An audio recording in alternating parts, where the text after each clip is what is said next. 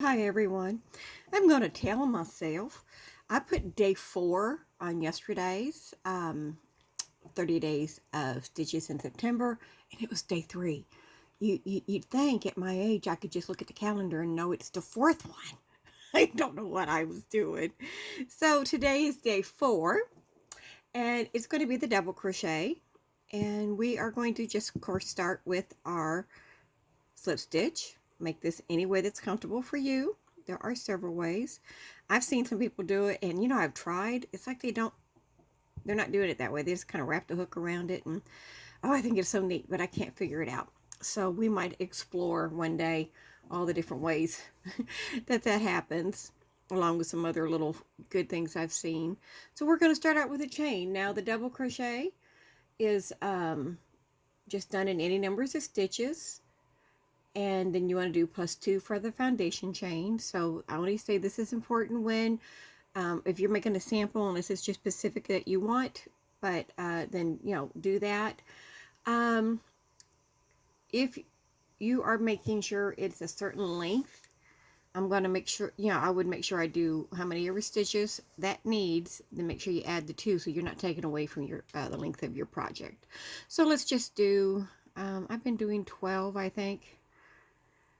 4, 5, 6, 7, 8, 9, 10, 11, 12. So to keep that number, we're going to go ahead and do the 2. 1, 2. And then we are going to go in the third. So we're going to skip the last 2, and we're going to go in the third one from the hook. And this should give us 12 stitches, okay? So let's do that. We're going to yarn over. This is going to be the same step that says the half double. We're going to go in and grab our yarn. We have 3 loops on our hook. We're just going to go through 2 of them though. 1, 2, and remember the half double, we went through all of them. So this is a double. So we're going to just do the same kind of motions, but remember we're only going through 2. Yarn over, go through that top loop there, and go through 2, go through 2. And we're going to do the same thing.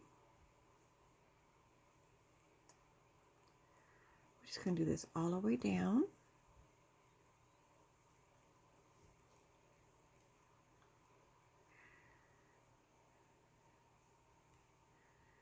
Now I want to make sure I do 30 stitches, actual stitches this month.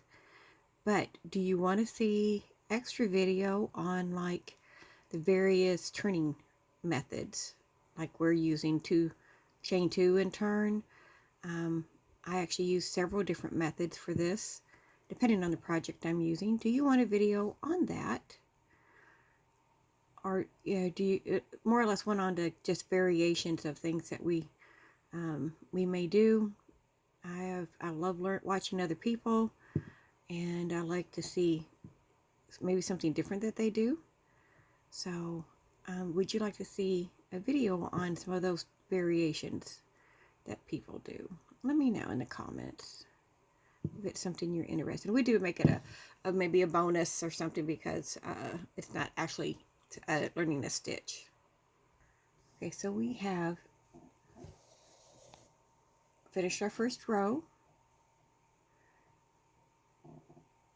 and now we're going to chain 3. We're going to turn,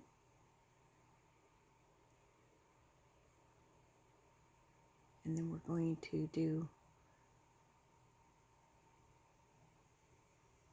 our double crochet. Now this time the chain 3 is counting as a stitch. I was just making sure. So we're just going to do, so we should have like 13.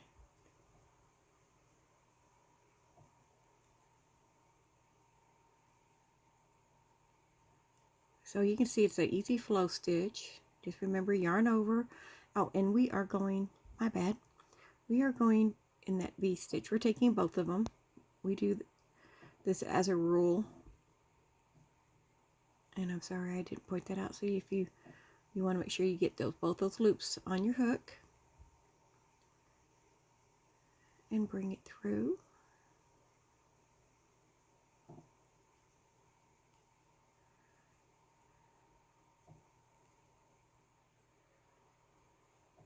Whoops. Come back here.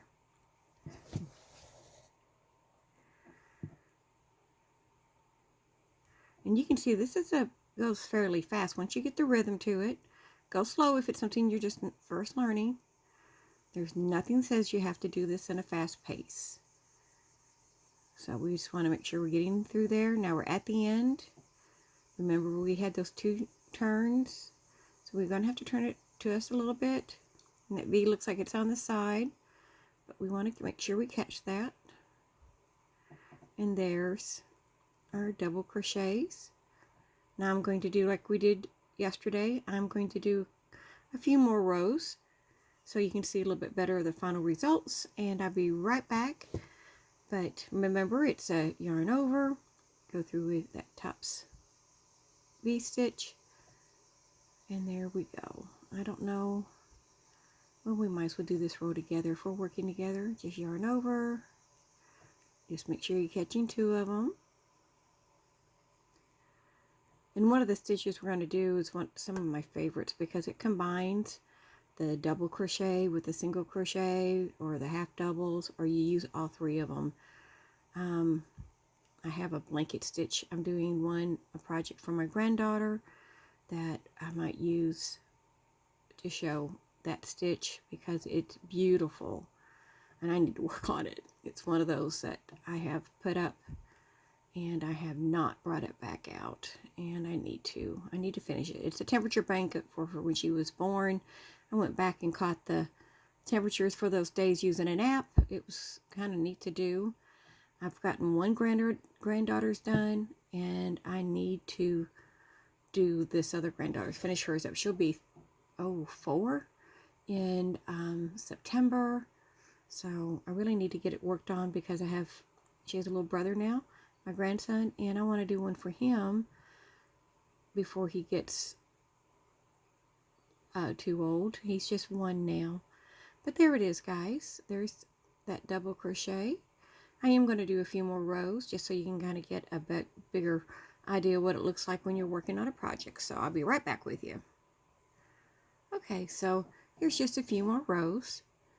Like I said, I wanted to give you an idea. This is what would be the front.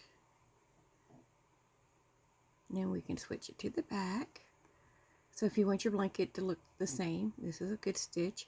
I do like this because you saw how fast it can go. Once you get your rhythm, this builds your project up really fast and you get some progress on it. Could be really fast.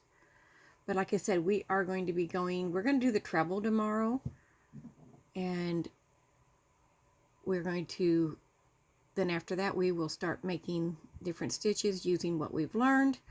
So I'm hoping you are enjoying this. I hope it helps when we start to do some of those other stitches.